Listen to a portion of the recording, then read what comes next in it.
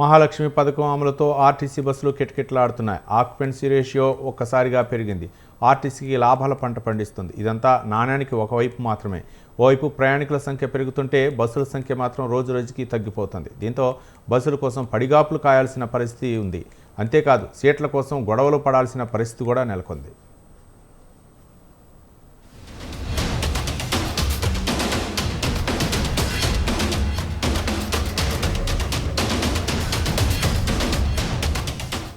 Telangana assembly ఎన్నికల్లో ఇచ్చిన హామీ మేరకు మహాలక్ష్మి పథకాన్ని అమలు చేస్తోంది రాష్ట్ర ప్రభుత్వం. 2023 డిసెంబర్ 9న ఈ పథకం ప్రారంభించినప్పటి నుంచి రాష్ట్ర వ్యాప్తంగా ఆర్టీసీ బస్సులు కిటకిటలాడుతున్నాయి. పల్లె వెలుగు ఎక్స్ప్రెస్ బస్సులతో పాటు హైదరాబాద్ సిటీలో ఆర్డినరీ మెట్రో ఎక్స్ప్రెస్ బస్సుల్లో మహిళలకు ఉచిత ప్రయాణాన్ని అమలు చేస్తోంది రేవంత్ రెడ్డి సర్కార్. ఈ పథకం అమలు చేయటం ప్రారంభమైనప్పటి నుంచి ఇప్పటికే ప్రయాణించిన మహిళల సంఖ్య 100 కోట్ల మార్కును క్రాస్ చేసింది.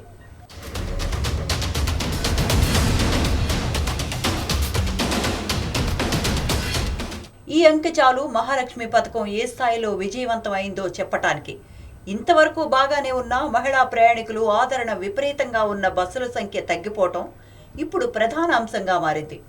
రాష్ట్రంలో ఫ్రీ బస్ అమల్లోకి వచ్చిన వేళ ఆర్టీసీలో 9,053 బస్సులు ఉంటే 2024 జూలై వరకు ఉన్న వాటి సంఖ్య 9,154. అంటే కొద్దిగా బస్సుల సంఖ్య పెరిగింది, కానీ 2022లో ఉన్న వాటితో పోలిస్తే చాలా తక్కువ. ప్రత్యేకించి Palle Velugu express, city ordinary, city express బస్సుల సంఖ్యలో గణనీయమైన తగ్గుదల కనిపిస్తోంది.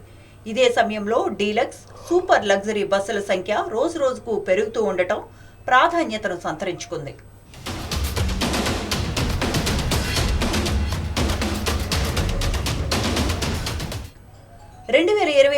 మార్చి వరకు తిరిగే పల్లె వెలుగు బస్సులు 3,339 ఉంటే గతేడాది జూలైలో 40కి పైగా పల్లె వెలుగు బస్సుల సంఖ్య తగ్గి 3,292కు పడిపోయాయి.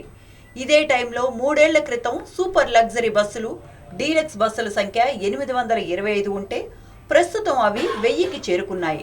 దీనిపైనే ఇప్పుడు విమర్శలు వినిపిస్తున్నాయి. నిజానికి అత్యాధునిక సౌకర్యాలు ఉండే డీలక్స్, సూపర్ లగ్జరీ బస్సుల సంఖ్య పెరగాలని అందరూ కోరుకుంటారు. కానీ ఫ్రీ బస్సులను తగ్గించటంపైనే అభ్యంతరాలు వ్యక్తమవుతున్నాయి.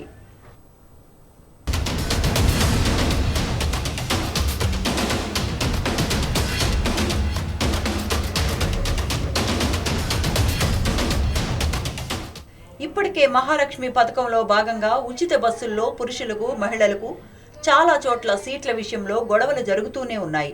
పైగా డబ్బులు పెట్టి మరీ నిలబడిపోవటం ఎందుకన్న వాదన వినిపించే వాళ్ళు ఉన్నారు.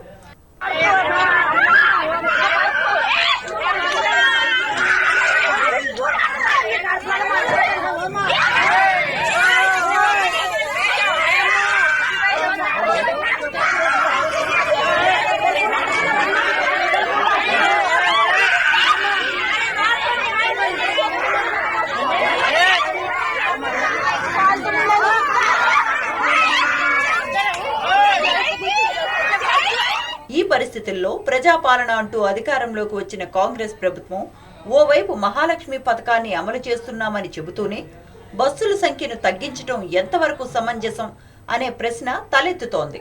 ఇప్పటికైనా రాష్ట్ర ప్రభుత్వం, ఆర్టీసీ ఉన్నతాధికారులు ఈ అంశంపై దృష్టి సారించాలని కోరుతున్నారు మహిళా ప్రయాణికులు.